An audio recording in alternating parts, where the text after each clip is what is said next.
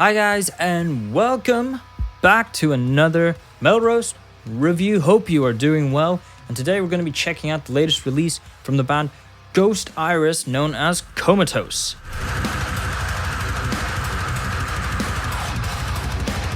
Now, Ghost Iris is a band from Copenhagen, Denmark, and I've been following these guys since the days of Anecdotes of Science and Soul. I found them to bring this mixture of metalcore and gent that I hadn't heard before, accompanied by these vocals that were so unique that, again, I haven't heard before. And with each album afterwards, they were topping themselves. Blind World bringing that heaviness, that gentness that we all know and love. And then Apple of Discord pushed them over the limit, bringing amazing songwriting, amazing structure, composition, and great vocal performances throughout.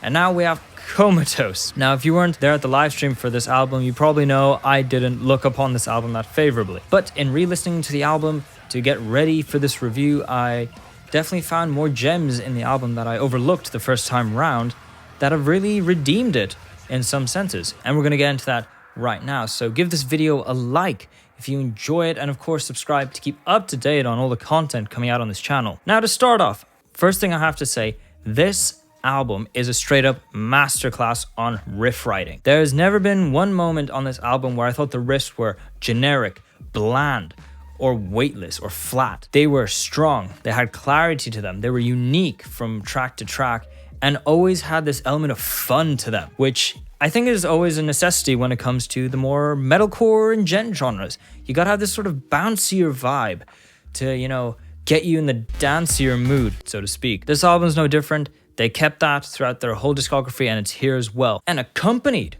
with these amazing riffs is the screams and growls that have retained that unique quality to them that I haven't really heard in many other bands. And, hearing it's a really nice blend. This album also does a great thing where it incorporates a lot of different elements in the core genres, where we have moments of metalcore, moments of deathcore, and of course, the more gentler stuff, which is sort of the foundation, as you can say, for the album. However, there is the drawbacks to it as well. And one of the main ones and biggest ones I found on the album was the transitions between sections, where a lot of times it would go from verse sections to chorus sections in a very abrupt manner that would sort of just take you out of the moment. A lot of times it came out of nowhere and it slowed down the music. A perfect example of this would be on the track Former Self, where we had this really nice build-up going from the verse all the way to the chorus, but as soon as the chorus hit, it slowed everything down. Another issue I have with the album that I discussed a lot in the live stream was the clean vocals. Now, I really do like the clean vocals from Ghost Iris. In their previous releases in their discography, they've always been really solid, really distinct, and they always soared above everything else. Here, for some reason, something just felt a bit off. One thing I found is that the clean vocals were really high in the mix. I would say like few dBs too high. And as such, I found them to be really jarring when they came in. And it made it feel disconnect from what everything else was happening in the song. And in some occasions, going back to Former Self again, I found that the vocals were not really matching the instrumentation that well, and it felt just a bit off. I can say similarly for a lot of other tracks on the album. To continue with Former Self, I also found the outro to be not really earned because the track length wasn't that long, and as such, you had this very grandiose outro attached to this very short-ish sort of like intro and midsection, and it just came off as being just jarring. I think if the track was, extended a bit, had a bit more time put into it to help with the transitional flow of it, it would have really worked out well. But considering it was a shorter song, unfortunately didn't help its case. There's, of course, moments where the clean vocals do really shine.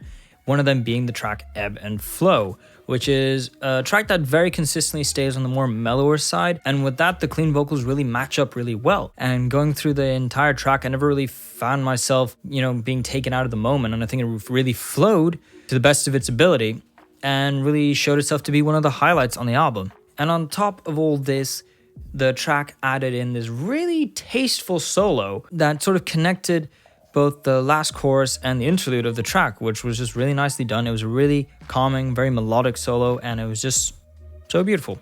I loved it. It was great. And then on the opposite spectrum, the band's, I think, best track when it comes to the heavier stuff they did was, of course, Paper Tiger, which was an onslaught from start to finish barring the chorus, which again went for the cleaner stuff, but done quite well this time. The riffs, the breakdowns, everything about it was always hard hitting, in your face, had a lot of attitude to it. Straight up enjoyed it through and through. Also must give props to the track Coda for probably my favorite breakdown of the album. It was just beautiful. When it comes to the more macro things in the album, I definitely felt at moments that they were trying to combine too many core genres to say in one track and trying their best to piece all these different things together to be one cohesive thing. But unfortunately, for me, it didn't really work out that way. I just felt instead of being one cohesive track, it became more of just riff after riff after riff, sometimes getting heavier, sometimes getting not as heavy. Of course, that takes you out of the moment as well. Again, this doesn't happen all the time. Ebb and Flow is a good example where they stuck to one sort of idea, did it all the way to the end, and I think it worked really well. So to conclude on this review, I definitely have mixed feelings about it. This album, of course, excels in the departments of riff writing, of the growls, and when they do give it the chance to stick to one thing, they really do a great job. But the things that really bother me and that are unfortunately like quite in your face sometimes is the transitions, where I was really grooving with one moment and then all of a sudden it stops for this other section that kind of ruined it for me. It felt like a ruined climax sometimes, and as well as the clean singing of the choruses.